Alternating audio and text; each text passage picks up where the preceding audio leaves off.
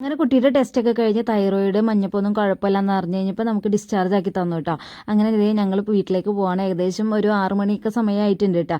ഇക്ക ATMൽ പോണയാണ്. അപ്പോൾ നമുക്ക് ഹോസ്പിറ്റലിൻ്റെ ഫ്രണ്ടിൽ തന്നെ ATM സൗകര്യമൊക്കെ ഉണ്ടായിരുന്നു കേട്ടോ. അപ്പോൾ ഇതേ നമ്മുടെ കുട്ടി നന്നായിട്ട് ഉറങ്ങണയാണ്. അപ്പോൾ പോണ വഴിക്ക് നമ്മളൊരു കേക്കൊക്കെ വാങ്ങിയിട്ടാണ് കേട്ടോ പോയത്. കാരണം നമുക്ക് എന്താ പറയുക, ഒരു സന്തോഷമാണല്ലോ. വീട്ടിലാണെങ്കിൽ പിള്ളേരും ഉണ്ട്. അപ്പോൾ എന്തെങ്കിലും വാങ്ങാമെന്ന് വിചാരിച്ചപ്പോൾ കേക്ക് വാങ്ങിയിട്ട് പോയി. അങ്ങനെ നമ്മൾ കേക്ക് കട്ട് ചെയ്ത് പിള്ളേർക്കൊക്കെ വെച്ച് കൊടുത്തു. പിന്നെ നമ്മുടെ നെയ്ബറായിട്ടുള്ള രാജേച്ചിയും സൂര്യയും ഒക്കെ ഉണ്ടായിരുന്നു കേട്ടോ. അങ്ങനെ ഞങ്ങളെല്ലാവരും സന്തോഷം പങ്കിട്ട് എന്താ പറയുക, ഇനിയും ഇതുപോലെ തന്നെ സന്തോഷത്തോടെ ജീവിക്കാനുള്ള ഭാഗ്യം നമുക്ക് പടച്ചവൻ തരട്ടെ എന്നൊക്കെ പ്രാർത്ഥിച്ചു.